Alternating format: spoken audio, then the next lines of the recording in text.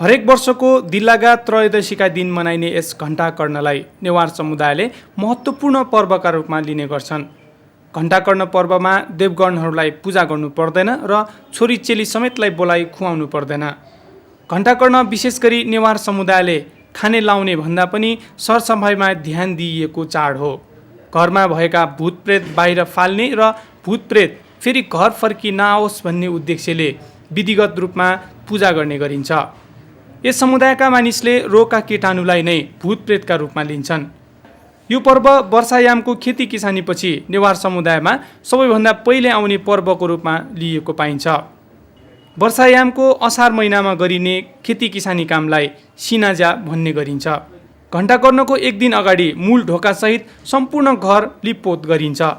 असारभरि किसानी काममा व्यस्त हुँदा आजका दिन खेतको काम सकि सरसफाइ गर्ने चलन अनुसार यो पर्व चलाएको एक थरीको भनाइ छ। आजको दिन इका पकाया कुथनेगु अर्थात् विभिन्न जडीबुटीको ढुप बाली घरभित्रका रोगका कीटाणु घर बाहिर निकाल्ने चलन छ। घरभित्र धुवाँ फिजाइसकेको छालीको मुठा दोबाटोमा फाल्न लाने प्रचलन छ।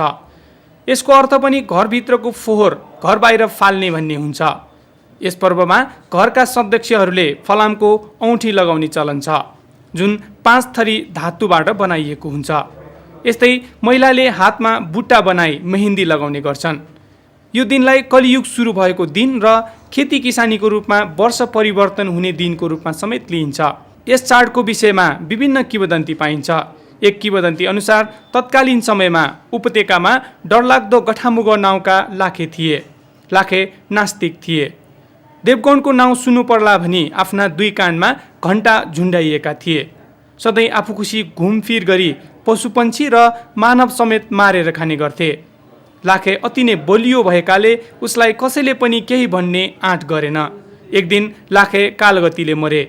लाखे मरेको 3 दिनसम्म पनि दाह संस्कार नभएकाले स्थानीय टोलका एक तल्लो जातका मान्छेको हातबाट दाह संस्कार गर्न लगाइयो। लाखेले फेरि यस धरतीमा जन्म लिन नपाओस् र जनताले दुःख झेल्न नपाउन् भन्ने उद्देश्यले घर घरमा सरसफाइ गरी शान्ति स्वस्ति गरी यस चाड मनाइदै आएको पाइन्छ।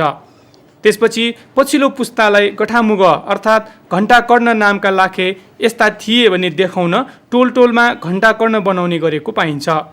यसै क्रममा ठिमीमा यो पर्व विशेष महत्त्वका साथ मनाइएको पाइन्छ। यस दिन मध्यपुर ठिमीको बालकुमारी स्थित पोखरीमा राँगाका खुट्टा पोखरीमा फाली पौडी खेली सो खुट्टा पानीभित्रबाट भेटाउने प्रचलन छ। सुरुमा स्थानीय खड्की समाजले राँगाका खुट्टाहरू ठिमीको बालकुमारीमा अवस्थित पोखरीमा फालिन्छ। फालिएका राँगाका खुट्टा पानीभित्र गई भेटाइन्छ र मोली मोलाउ गरी दर्शकलाई बेचिन्छ। यही खुट्टा फेरि पानीमा फाली लिन जाने काम हुन्छ। यो क्रम केही घण्टासम्म निरन्तर चल्छ। घण्टाकर्ण चाडसँगै यस दिन गरिने विभिन्न किसिमका क्रियाकलापहरू चाडसँगै पौडी खेल्ने संस्कृति स्थानीय बासिन्दाले बचाइराख्न सफल भएका छन्। सगरमाथा टेलिभिजनका लागि के मानन्दरको रिपोर्ट।